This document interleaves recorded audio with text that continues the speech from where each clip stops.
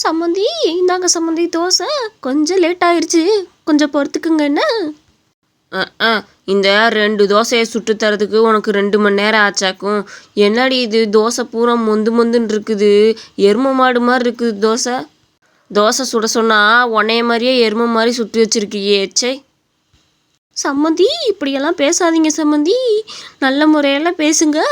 அந்த காலத்துலலாம் எங்கள் வீட்டில் நாங்கள் இப்படி தான் சுட்டு சாப்பிடுவோம், அதே மாதிரி தான் சுட்டு வச்சுருக்கிறேன். ராணிக்கு தான் நல்ல முறைன்னு ஊற்ற தெரியும், எனக்கெல்லாம் அப்படி ஊற்ற தெரியாது சம்மந்தி. கொஞ்சம் அட்ஜஸ்ட் பண்ணி சாப்பிட்டுக்குங்க என்ன. இந்தாங்க.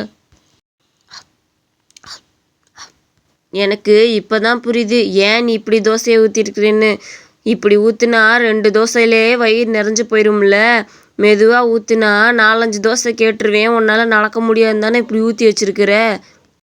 என்னென்ன நீ பிளான் பண்ணி செய்கிற எல்லாம் எனக்கு தெரியும். இதெல்லாம் ஒரு தோசையா?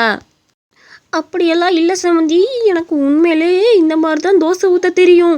நீங்கள் நம்பலைன்னா ராணியை கூட கேட்டு பாருங்க சம்மந்தி, எனக்கு இப்படி தான் ஊற்ற தெரியும். என்னங்க பிரச்சனை பாட்டி? நான் எல்லாத்தையும் கேட்டுட்டு தான் இருந்தேன். அத்தைக்கு உண்மையிலே இப்படி தான் தோசை ஊற்ற தெரியும். உடனே நீ ஏதாவது குறை சொல்லணும்னு சொல்லாத.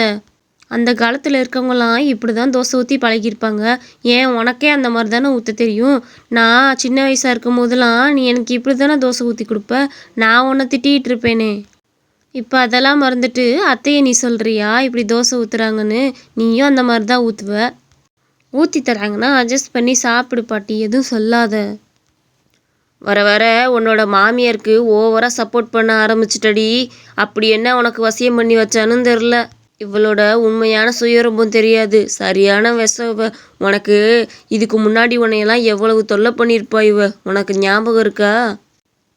பாட்டி, இப்போ எதுக்கு அதெல்லாம் இழுத்துட்ருக்க? அதெல்லாம் முடிஞ்சு போன கதை, அதெல்லாம் திருப்பி பேசாத.